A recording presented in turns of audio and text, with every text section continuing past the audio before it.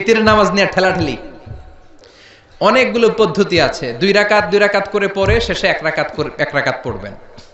কানাতা রাসূলুল্লাহ ক্বাবলার রুকু বা'দার রুকু, রুকুর আগেও কুনুত করতেন, পরেও করতেন। আবার 3 রাকাত এক বৈঠকে পড়বেন, শুধু শেষবার বসবেন, 2 রাকাতের পরে বসবেন না, এভাবেও বিশ্বনবী পড়তেন। আর আমরা হানাফিরা যেটা পড়ি এটার আম দলিল আছে, খাস দলিল নাই।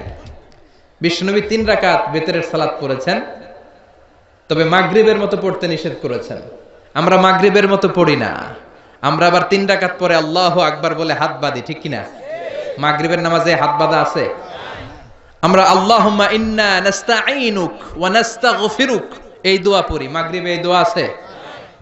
হানাফিরা এই হাদিসের আলোকে আম দলিল নিয়েছেন যে 3 রাকাত আমরা যেভাবে পড়ি মাগরিব থেকে একটু টুইস্ট করে আলাদা, এভাবেও পড়া যাবে।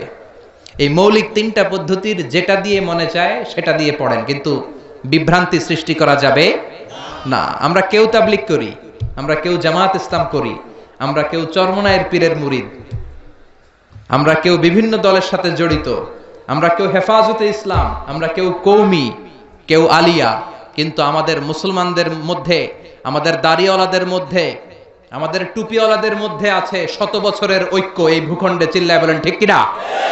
এজন্য দাওয়াতের নামে, সহিহ হাদিসের নামে, ইসলামের নামে এই দেশের ঐক্য আপনারা নষ্ট করবেন না। এই ঐক্য নষ্ট করার কোনো অধিকার আপনাদের নাই। চিৎকার করে বলেন ঠিক কিনা?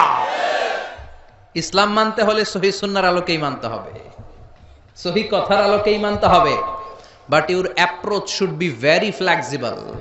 আপনার অ্যাপ্রোচটা এমন অ্যাপ্রোচ হতে হবে যাতে করে মানুষ আপনার কথা বুঝে, মানুষ এটা সহজে রিসিভ করতে পারে। যিনি মুফতি, he can provide the legal opinion of Islam, সে ইসলামের ফতোয়া দিয়ে বেড়াবে। তার ফতোয়া একটা কমন জিনিস যেটা থাকতে হবে, আজকে মনে রাখবেন, সেটা হচ্ছে আত-তাইসির।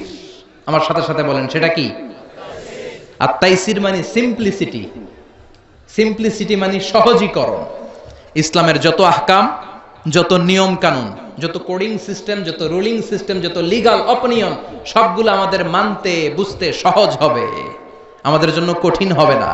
তাই কঠিন ইসলাম এই ভূখণ্ডে প্রচার করার আপনাদের দরকার নাই। আমরা খুব ভালো করে ইসলামকে মানতে জানি এবং সেটা সহিহ সুন্নাহর আলোকে। চিৎকার করে বলেন ঠিক কিনা? 100 বছরের ঐক্য আমরা নষ্ট হতে দেব না। দাড়িওয়ালাদের মধ্যে, টুপিওয়ালাদের মধ্যে এদেশে ঐক্য আছে না নাই?